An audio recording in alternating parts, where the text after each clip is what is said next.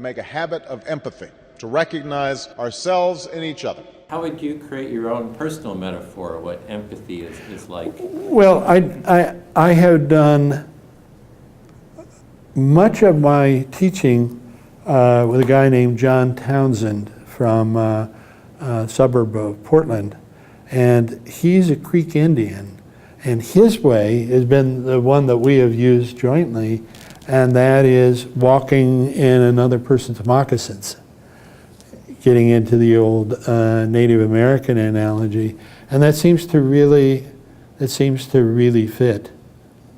Is that one that you came up with, or did he? No, that's his. Okay. Well, yeah. now it's your chance to come up. What would you create if you, from the top of your, from your imagination? What is it like? Well, the first thing that comes to mind is stepping into somebody else's shoes, like you said and like John said. In transpersonal experience, you literally feel, or can come to feel, bonding with the other person. And from the point of view of when you develop that bond, then it's like you're so together that you and the other person are, you're communicating the ways you are, and I can look inside myself and have certain feelings and check out with the other person. Is this how you're feeling? Is this the way you see it? And we just come closer and closer to really a unified point of view, where rather than having antagonistic separate points of view, we're realizing we really have these things in common, and that can be the basis of us building a way of working that will complement each other rather than antagonize or destroy each other. And it really works. And I think one thing that John and I recognized right from the get-go, I guess back in 1990 when we started to teach together,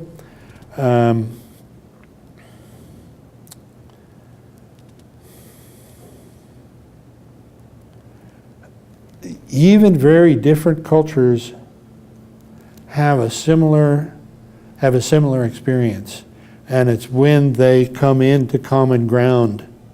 That's another a metaphor that I find very strong, is common ground. That's where the growth and resolution can happen. Now, it's possible, by the way, for two antagonists to stay antagonistic and just work out a few things that they have to work out to get this job settled.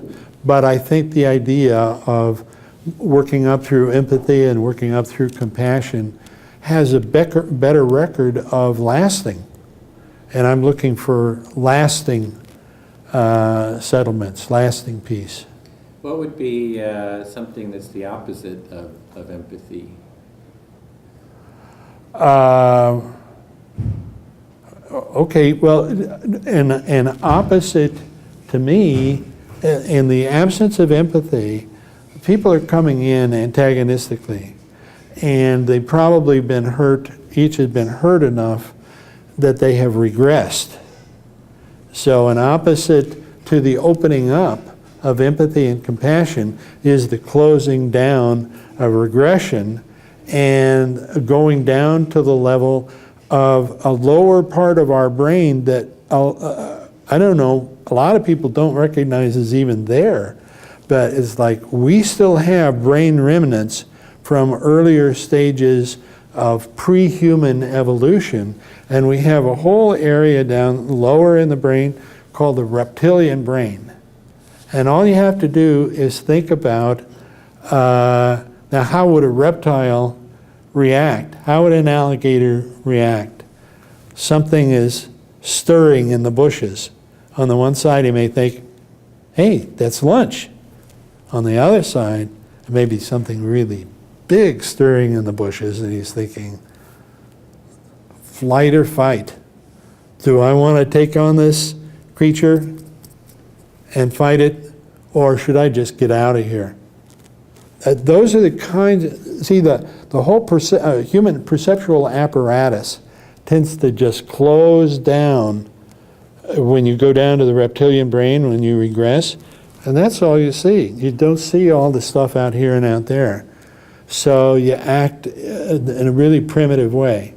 And that's going to perpetuate the problems. It just is. So as an opposite to the way that I've been describing, I know that's what happens. People regress, they go into reptilian brain, they act in coercive, hit them up the side of the head, kind of actions, even if it's not physical combat. It's sort of like, you jerk, you turkey, I'm going to pluck your feathers. And that's not going to get you there. So so you've got kind of a metaphor of the reptilian brain and walking in someone else's moccasins That's good. That's a good way of putting it at opposites. Yeah. And so for you, if they had a conversation, what would the conversation look like? So the people in the two different points of view? Or not even the people, the reptilian brain. What does the reptilian brain say to the moccasins? And what is the moccasin? So a little bit of a dialogue between the two.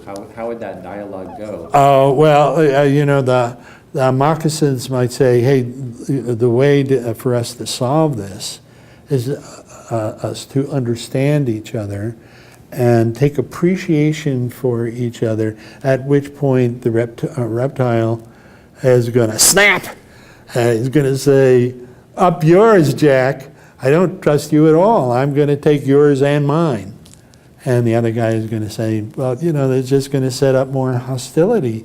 This other way can work. And the reptilian can say, I don't really know what you're talking about. This is the way I see things right out the middle here. And from that point of view, you're lunch. And that's where the conversation ends. Well, that's where a lot of conversations have ended. And that's where we've often had wars. Because a person in the reptilian state doesn't hear very well at all, as you can imagine. It's just part of, this is all blocked out.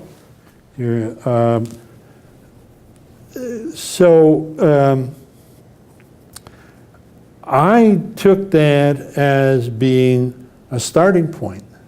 What would it take if one or both parties were down in this kind of green, scaly level of existence?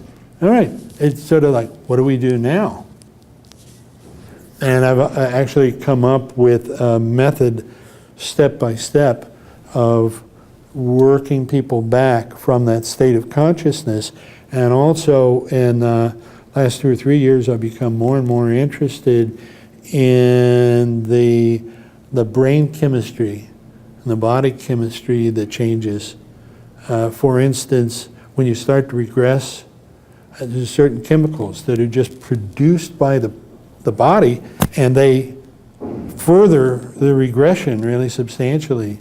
Cortisol comes to mind.